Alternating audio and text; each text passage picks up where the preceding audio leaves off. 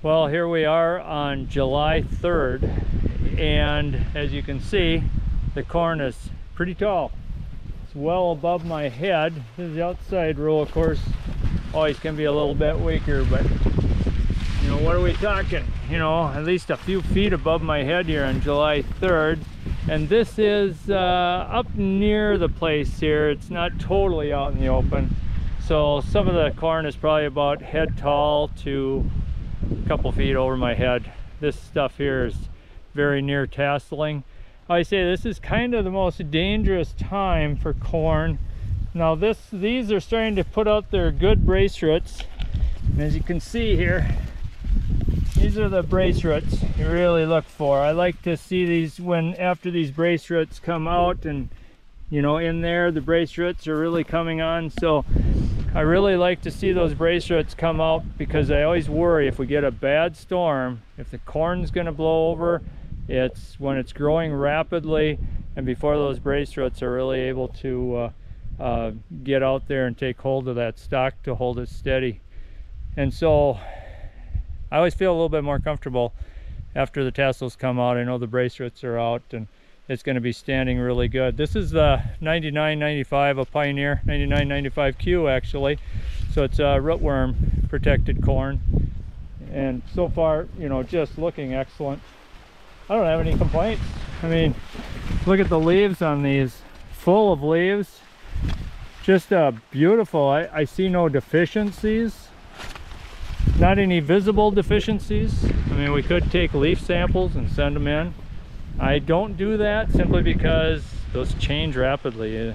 You take it every week, you'll see 1 week it'll show maybe a deficiency in one nutrient, and next week it'll say it has enough. And it just kind of up and down. So I concentrate my efforts in the soil, making sure the nutrients are there, and then doing what I can to help that plant to extract those nutrients out of the ground. I feel that's where my best efforts and my best money would be spent doing that. So this isn't going to be a lot of review here on the corn, but I just wanted to show you how tall some of this is getting. And next we're going to go, and I don't think we'll take a look at the corn on corn today. I think next we're just going to go over there and take a look at that new Pioneer number. I haven't actually walked in it for maybe close to 2 weeks now, at least 10 days. So let's go see what that looks like. I think I'll try to just dig up some roots, see what the root mass looks like on that corn at this point too. So let's take off to that field. Before we walk in, I'm just going to show you right here. I'm in kind of a depression, it looks like, in the corn here. If you look at, it's real short through here and right up to the approach. That's what happens when you compact your soil and you just can't, with tillage back and forth, you can't get it loosened up again. We haven't even had a lot of rain or anything to cause stunting of the growth, but the corn just having a little hard time right here developing its roots. You can almost see the tracks. You know, if you look close enough, you can almost see the tracks. What happens is this is where we fill our loads. So we got the semis parked here, and then we come up around with the grain cart, and it gets so packed we end up with corn not doing real well right there. We will walk into the corn here just a little bit on this new Pioneer. Okay, so we're seeing this is about 6 feet tall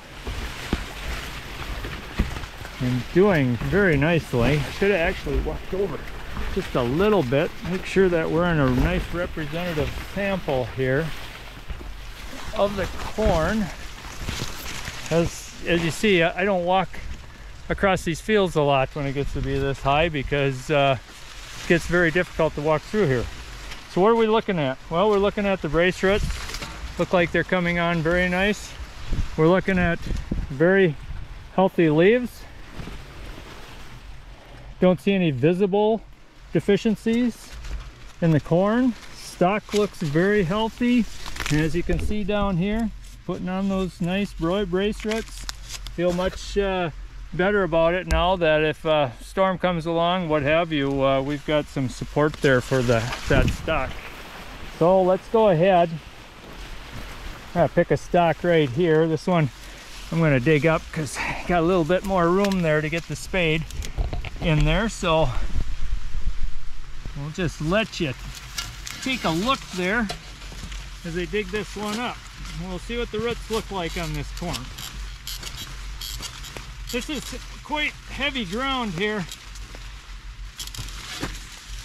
so it's going to take a little bit to get it out of the ground. We want to keep getting that,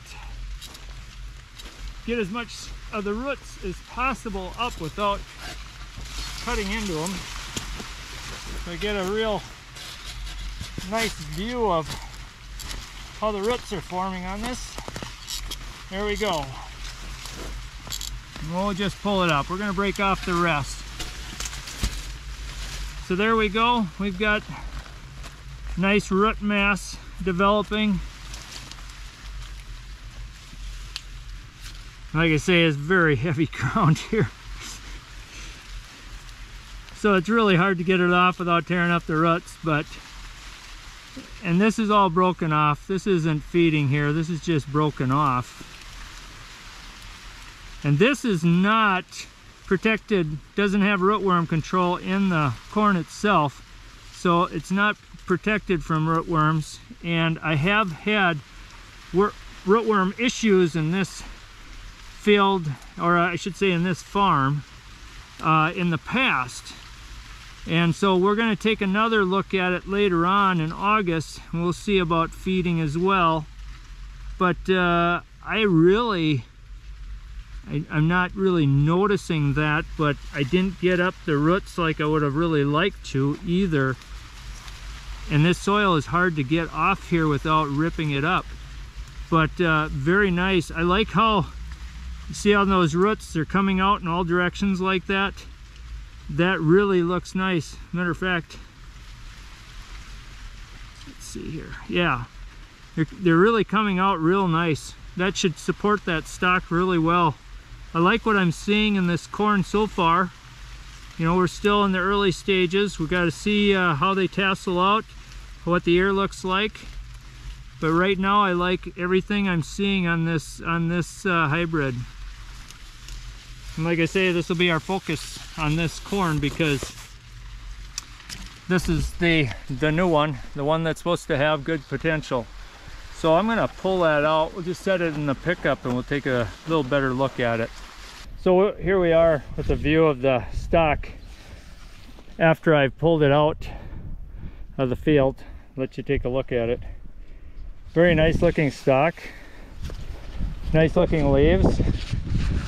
Like I say, we haven't even gotten to tassel yet here, so I'm going to just open it up a little bit, see how far away we are here. Hold on.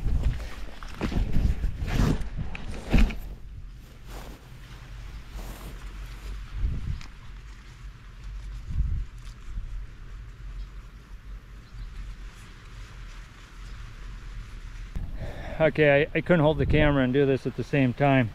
But this is what I was looking for. That's the tassel. It was down in that stalk a little ways, so we're getting very close to that tassel coming out.